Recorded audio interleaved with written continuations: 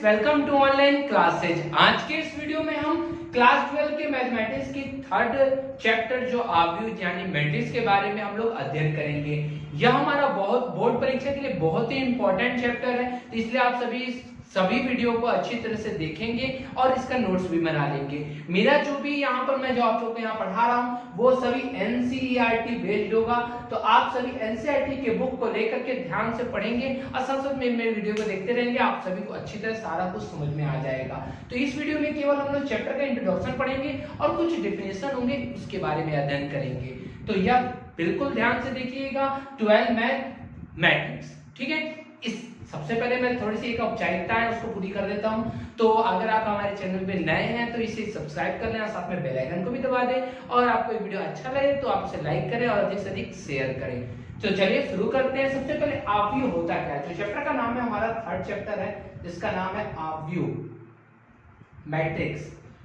होता क्या है भाई मैट्रिक्स, ठीक है, क्योंकि 10th तक तो हम लोग मैट्रिक्स का तो नामो निशान नहीं पढ़े थे। 10th के बाद 11th में भी हम लोगों ने कुछ नहीं जाना था इसकी क्या होता है।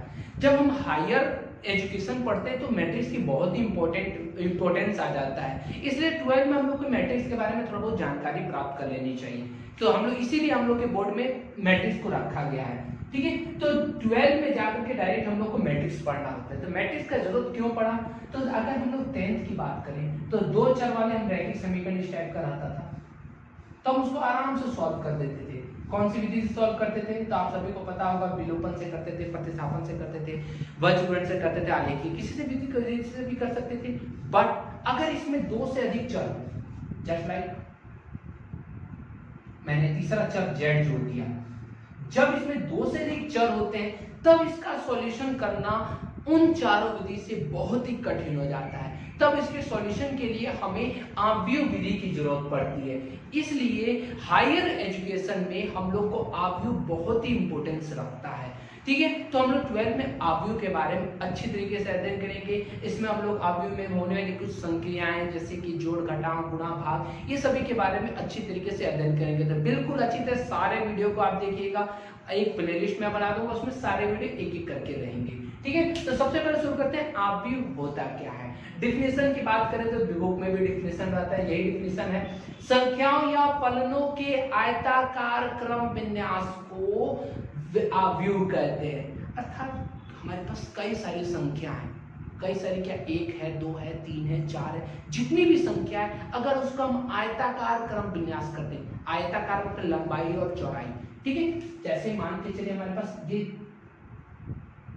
3 संख्या है, 2 3 2 4 6 5, तो हमने इसको ऐसे सजा दिया, ठीक है। और सजाने के बाद एक बड़े ब्रैकेट के अंदर रख दिया, तो इसको हम लोग क्या कहेंगे, आव्यूह कहेंगे। क्या कहेंगे, आव्यूह कहेंगे। क्यों, क्योंकि इसमें एक यहाँ पर एक इधर से हो गया, इधर ये लंबाई हो गया और ये क्या हो गया, चौड़ाई हो गया। ये कैसा क्रम विन्यास लग रहा है आपको, आयताकार लग रहा है। और आयताकार क्रम विन्यास को हम लोग क्या कहते हैं, आव्यूह कहते हैं। इसे अंग्रेजी वर्णमाला के बड़े अक्षर द्वारा निरूपित किया जाता है। बड़े अक्षर मतलब जैसे ए, ये बड़ा अक्षर हो गया, इसके द्वारा हम लोग इसको निरूपित करते हैं। ए बी सी डी जो 26 लेटर होते हैं उनके कैपिटल वाले लेटर के द्वारा इसको निरूपित करते हैं। अगर आपके पास 4 अवयव होता तो आप कैसे उसको सजाते, तो आप ऐसे सजा सकते थे। ये भी एक आव्यूह हो गया, ये हो गया बी, मान लेते हैं इसको, हो गया कि नहीं। और भी हम तरीके से इसको कर सकते हैं। एक और आव्यूह मैं आपको यहां करके दिखा रहा हूं, ठीक है। इसमें एक लंबाई और एक क्या है, चौड़ाई है। तो ये सभी हमारे क्या हो गए, आव्यूह हो गए। एक और देखिए डी, हमारे पास 6 एलिमेंट्स हो, 1 2 3 4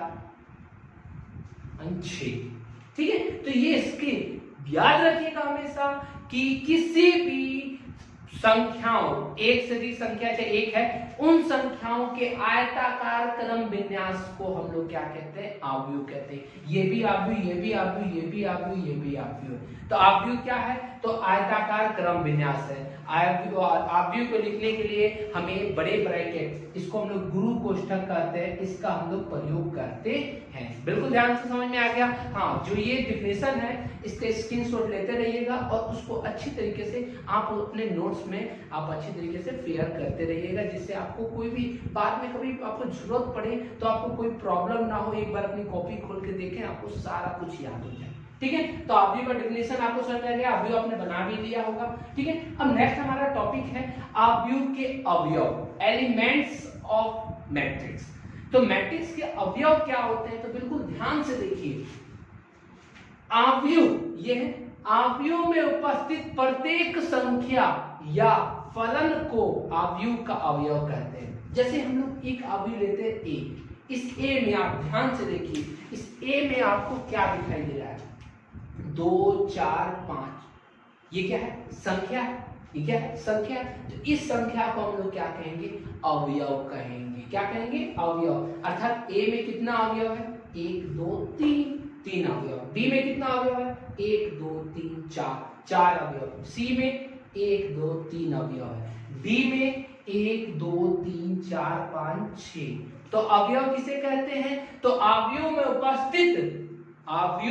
उपस्थित प्रत्येक संख्या, जितनी भी संख्या है, उस सभी को हम लोग क्या कहेंगे, अवयव कहेंगे। जैसे इसमें 3 है, इसमें 4 है, इसमें 3 है, इसमें 6, कोई दिक्कत नहीं है। और यहाँ पे नोट में मैंने यहाँ लिख दिया है कि अवयव के सभी अवयव को कौन से कोष्ठक में, गुरु कोष्ठक, बड़ा ब्रैकेट, बिग ब्रैकेट में हम लोग लिखते हैं। तो देखिए मैंने बड़े ब्रैकेट का प्रयोग किया है। कोई भी अवयव लिखना हो तो आप हमेशा इस ब्रैकेट का ही यूज करेंगे, ना इसका यूज करेंगे ना ही इसका। ये दोनों हमारे लिए गलत हो जाएगा, यही वाला हमेशा क्या होगा, सही होगा। तो हमें किसका प्रयोग करना चाहिए, गुरु कोष्ठक का प्रयोग करना चाहिए। तो हम लोग अब थर्ड टॉपिक पे पढ़ते हैं। थर्ड टॉपिक हमारा क्या है, अवयव की पंक्ति। बात करते हैं अवयव की। हमने अवयव तो पढ़ लिया, अवयव के अवयव पढ़ लिया। थर्ड टॉपिक क्या, अवयव की पंक्ति किसे कहते हैं। तो पंक्ति क्या है, बिल्कुल ध्यान से डेफिनेशन देखिए। अवयव में उपस्थित क्षैतिज रेखा, अगर आप ध्यान दो तो अगर आप अगर आयताकार कोई भी क्रम विन्यास बना रहे हो तो उसमें एक इधर से इधर रेखा खींची जाएगी और एक ऊपर से नीचे खींची जाएगी। जो इधर से इधर रेखा होगी, आपको पता होगा ऐसी जो रेखा होती है वो क्षैतिज होती है, और ऐसी ऊपर नीचे जो होती है उसे ऊर्ध्वाधर रेखा कहते हैं। तो अवयव में उपस्थित क्षैतिज रेखा को अवयव की पंक्ति कहते हैं। देखिए यहाँ पर ये अवयव है, इसमें क्षैतिज रेखा किधर है, इधर से इधर कितनी रेखा है, तो देखिए एक ही रेखा है, इधर से इधर एक ही रेखा है, तो इसको अवयव की पंक्ति कहते हैं। इसमें कितनी पंक्ति है, एक पंक्ति है। चलिए इसमें बताइए कितनी पंक्ति है, एक इधर दो इधर, दो पंक्ति है। इसमें कितनी पंक्ति है, 3। देखिए कैसे, 1 2 3। इसमें कितनी पंक्ति है, 1 2। क्लियर। तो अवयव की पंक्ति किसे कहते हैं, तो अवयव में उपस्थित जो भी क्षैतिज रेखा होती है उसे अवयव की पंक्ति कहते हैं। इसे आई द्वारा, पंक्ति को किसे सूचित करते हैं, आई द्वारा प्रदर्शित किया जाता है। कोई दिक्कत नहीं है, इसमें एक पंक्ति, इसमें दो पंक्ति, इसमें 3 पंक्ति, इसमें 2 पंक्ति। तो आप पंक्ति बता सकते हैं ना, कैसी रेखा होगी, क्षैतिज रेखा होगी। मतलब जितना लाइन क्षैतिज खींचा होगा, जैसे यहाँ 2 लाइन है तो 2 हो गया, यहाँ 3 लाइन है तो 3 हो गया, यहाँ 2 लाइन है तो 2 हो गया। क्षैतिज रेखा को हम लोग क्या कहेंगे, अवयव की पंक्ति कहते हैं। जैसे कि अपोजिट एक और देखिए, अवयव का स्तंभ। अवयव में उपस्थित ऊर्ध्वाधर रेखा को अवयव का स्तंभ कहते हैं। चलिए ऊर्ध्वाधर रेखा बताइए मुझे कहाँ है, ऊर्ध्वाधर मतलब ऊपर से नीचे, यहाँ 1 2 3 हुआ ना, 1 2 3। तो इसमें ऊर्ध्वाधर रेखा कितनी है, 3 है। ठीक है, आर का मान इसमें कितना है, 1 है। सी का मान कितना है, कॉलम 3 है। इसमें आर का मान कितना है, 2 था, और सी का मान बताइए मुझे, 1 2। सी का मान भी कितना है, 2। इसमें आर का मान कितना था, 3 था, 1 2 3। सी का मान बताइए, ऊर्ध्वाधर रेखा केवल एक ही है, तो सी का मान कितना, 1। यहाँ बताइए आर का मान कितना है, 1 2 था, और सी का मान बताइए 1 2 3। सी का मान कितना हो गया, 3। अर्थात आपने क्या देखा कि किसी अवयव में उपस्थित ऊर्ध्वाधर रेखा को अवयव का स्तंभ कहते हैं, और इसे सूचित किससे करते हैं, तो इसे जे द्वारा सूचित किया जाता है। किसके द्वारा, जे द्वारा, और पंक्ति को आई से सूचित करते हैं, इसको किसके द्वारा, जे द्वारा सूचित करते हैं। अब हमारा नेक्स्ट टॉपिक क्या है, आव्यूह की कोटि। बहुत ज्यादा इंपॉर्टेंट है, ऑब्जेक्टिव इससे बहुत आते हैं। जैसे मैं आपसे एक दो ऑब्जेक्टिव भी पूछूंगा, पहले आप देख लीजिए। किसी आव्यूह में पंक्तियों की संख्या, जितनी पंक्ति संख्या उसको m से सूचित करते हैं, और स्तंभ की संख्या n हो तो m गुणे n को आव्यूह की क्या कहते हैं, कोटि कहते हैं। मतलब m गुणे n को आव्यूह की कोटि कहते हैं।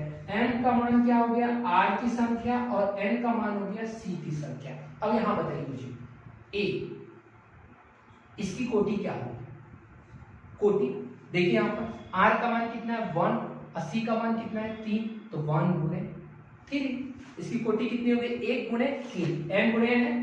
चलिए यहां बताइए मुझे इसकी कोटि क्या होगी, r का मान 2, c का मान 2, तो इसका मान हो गया 2 गुणे 2, इसका बताइए 3 गुणे 1, इसका बताइए 2 आया r का मान, अब गुणे 3, 2 गुणे 3 हो गया कि नहीं, बिल्कुल आसान है। आव्यूह की कोटि किसे कहते हैं, तो जितने भी m है और जितना भी n है उन दोनों को गुणा कर दीजिए, दोनों के गुणनफल के रूप में लिख दीजिए, वही आव्यूह की क्या होगी, कोटि होगी। जैसे एक एग्जांपल मैं देता हूं, e का मान 1 2 3 4 5 6, ठीक है। चलिए बताइए मुझे इसकी कोटि बताइए आप। तो पहले आप गिनिए पंक्ति कितना है, 1 2 3, r का मान तो 3 मतलब 3, ठीक है। स्तंभ गिनिए 1 2 3, c का मान कितना है 3, मतलब स्तंभ भी 3 है, मतलब गुणे 3, तो इसकी कोटि कितनी होगी 3 गुणे 3। क्लियर है, कोटि समझ में आ गया सभी को। कोटि किसे कहते हैं, तो किसी भी आव्यूह में पंक्तियों की संख्या गुणे स्तंभ की संख्या को आव्यूह की कोटि कहते हैं। जैसे मैंने आपको यहाँ पे आव्यूह की कोटि कुछ लिख करके दिखाई, ठीक है। बिल्कुल ध्यान से, कोई सब दिक्कत नहीं है, कोई डाउट नहीं है, अच्छी तरीके से डेफिनेशन देख लेंगे। अब हमारा नेक्स्ट टॉपिक है आव्यूह का विस्तृत रूप, आव्यूह का ब्रॉड लेवल। जैसे आपने पीछे भी पढ़ा होगा द्विघात समीकरण का विस्तृत रूप, दो चर वाले रैखिक समीकरण का विस्तृत रूप, उसी प्रकार आव्यूह का भी एक विस्तृत रूप होता है जिसको हम लोग हर में यूज करते हैं। तो ये आप लोग लिखने की जरूरत नहीं है, ठीक है। बुक पढ़िएगा और डिफिनेशन जरूर उतारते चलिएगा, हर डिफिनेशन का स्क्रीनशॉट लेते चलिएगा और लाइन वाइज लाइन डिफिनेशन लिखते चलिएगा। अब हम बात करते हैं किसका, आव्यूह का विस्तृत निरूपण। ब्रॉड लेवल में कैसे लिखा जाता है, तो देखिए ए, आव्यूह को ए से डिनोट कर दिया, ए आई जे एन गुणे एन। ए क्या है, अवयव है, ये ए बड़ा ए आव्यूह है, ए अवयव है, आई क्या है पंक्ति को निरूपित करता है, और जे क्या है स्तंभ को निरूपित करता है, एन क्या है पंक्ति की संख्या, एन क्या है स्तंभ की संख्या। तो चलिए बिल्कुल ध्यान से देखिए, यहाँ ए लिख रखा है, हम ए लिख देते हैं, ए। चलिए पहले हम लोग 3 लाइन बनाते हैं, विस्तृत रूप के लिए पहले 3 लाइन बनाते हैं। चलिए पहला लाइन क्या होगा, फर्स्ट अक्षर, फर्स्ट अवयव क्या होगा बताइए। देखिए ध्यान से, ये कौन सा अवयव है, पहला है R1, पहली पंक्ति। ये कौन सी पंक्ति है, ये R1 है, ये R2 है, ये R3। तीसरी पंक्ति, ये कौन सा स्तंभ है, स्तंभ मतलब C1 है, ये C2 है, ये C3 है, ठीक है। बिल्कुल ध्यान से देखिएगा, R1 पहला पंक्ति, C1 पहला स्तंभ, R2 दूसरा पंक्ति, C2 दूसरा स्तंभ, R3 पहला तीसरा पंक्ति, C3 तीसरा स्तंभ। बिल्कुल जैसे आप ऐसे करते थे ना, ऐसे करके सजाते थे ना, जैसे मान लीजिए मैं यहाँ 1 2 3 और यहाँ लिख दूं 4 5 6, तो आपको बोलूंगा कि इन दोनों को भरना है और जोड़ के रूप में लिखना है। तो 4 अधिक 5, 4 2 6, 4 3 7, ऐसे करके जोड़ सकते थे ना, वैसे ही सेम टू सेम यहाँ लिखना है, तो यहाँ जोड़ के रूप में लिखना है, यहाँ उतारना है। चलिए उतारिए, बोलिए R1, तो आगे I का मान है, I का मान 1 और फिर पीछे J का मान भी 1, A1 1, इसका नाम क्या हो जाएगा, R का मान 1, C का मान 2 1 2, इसका मान 1, R का मान 1, C का मान 3, इसका मान r का मान 2, c का मान 1, इसका मान r का मान 2, c का मान 2, r का मान 2, c का मान 3, r का मान 3, c का मान 1, r का मान 3, c का मान 2, r का मान 3, c का मान 3। अर्थात हमने क्या भरा, a 11, 12, 13, a 21, a 22, a 23, a 31, a 32, a 33। ठीक है, अब हम और आगे बढ़ते हैं, कहां तक बढ़ते हैं, m तक बढ़ते हैं। चलिए बढ़िए, तो डैश डैश लगा दे।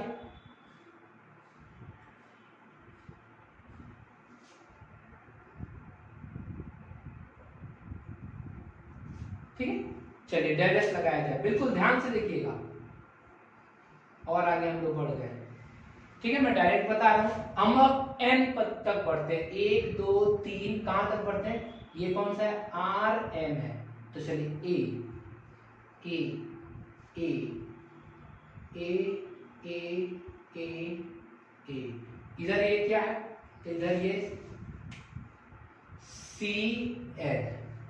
चलिए बढ़िए, m i का मान m, तो m, c का मान 1, m1, इसका क्या हो गया, m, c का मान 2, n, c का मान 3, n, यहां पर बढ़ते हैं, r का मान 1, n, 2, n, 3, n, m, n।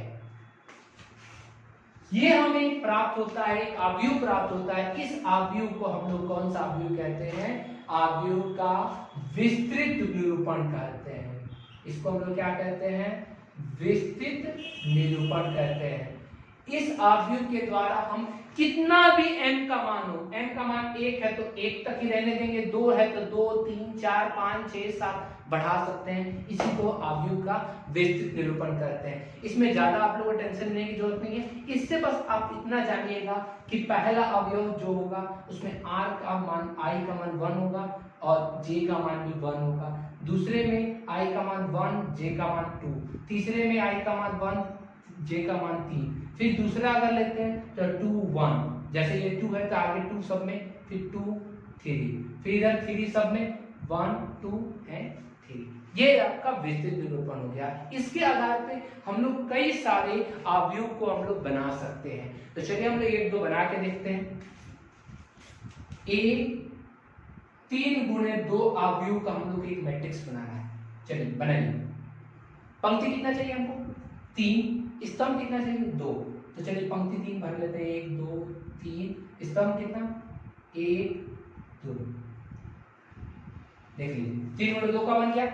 चलिए नाम भरिए, नाम क्या होगा, पहला बोलिए क्या होगा, बिल्कुल ध्यान से, पहली पंक्ति पहला स्तंभ तो 1 1 11, दूसरा क्या होगा 12, तीसरा ये दूसरा नंबर पे आ गया 2 1 21, ये 22, ये क्या हो जाएगा 31, ये क्या हो जाएगा 32। ठीक है, फिर एक और देखिए,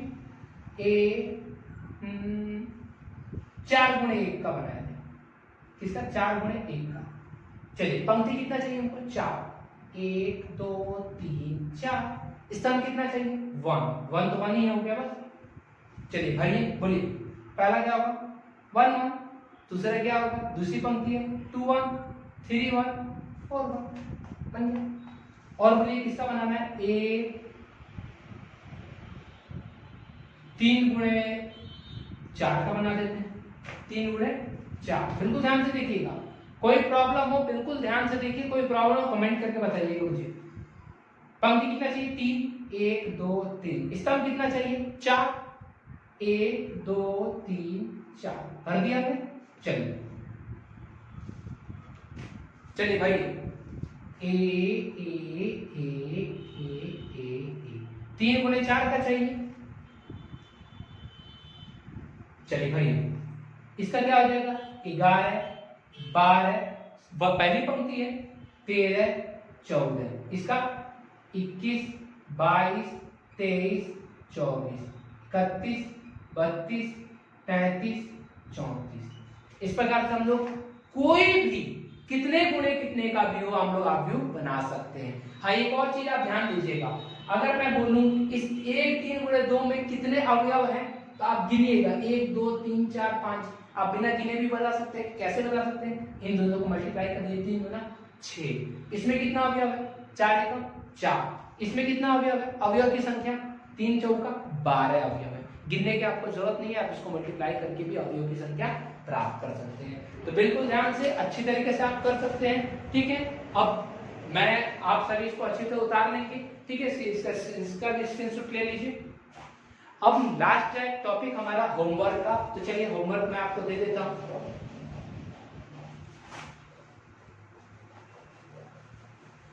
और ये सभी होमवर्क बना करके आप मेरे व्हाट्सएप पर भेज दीजिएगा, ठीक है। मैं आप सभी का देख लूंगा। होमवर्क है आपके पास है यहाँ पे अवयव की कोटि, अवयव की कोटि दी हुई है आपको, और आपको यहाँ पे अवयव का अवयव बनाना है, ठीक है। अवयव की कोटि आपको दी हुई है, अवयव आपको बनाना है। चलिए कोटि मैं आपको यहां दे दे रहा हूं।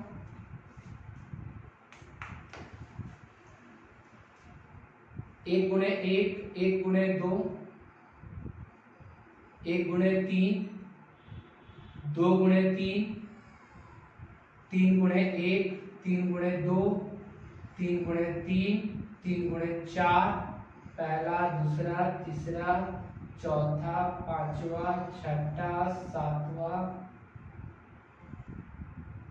आठवां, और क्या बचा? 1 गुणे 4 9वां 10वां,